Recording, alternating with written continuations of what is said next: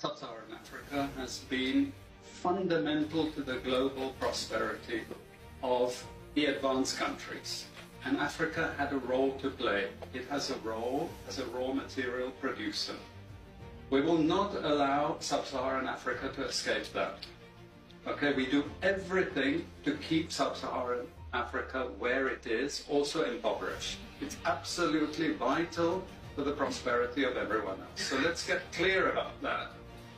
Okay, and this means all the economic structures, all the global institutions, and the economics we teach everyone is all designed to keep Africa exactly where it is.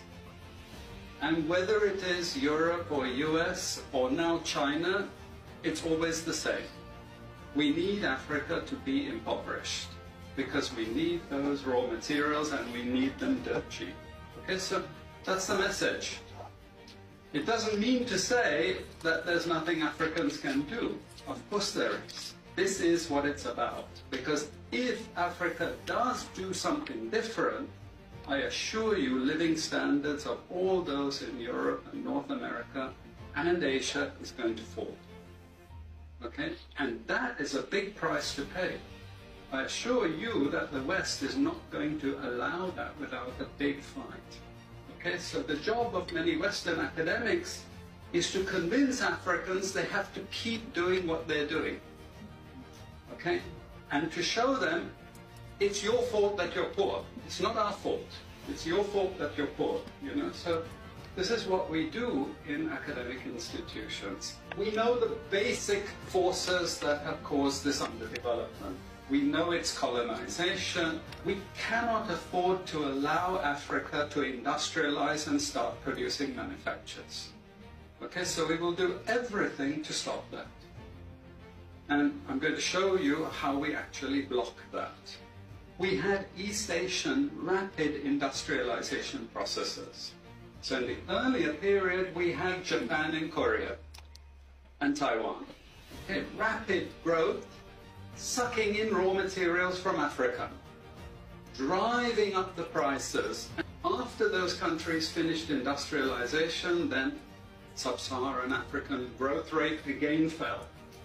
Sub-Saharan Africa is condemned to this role, just the supplier of raw materials, not a manufacturer.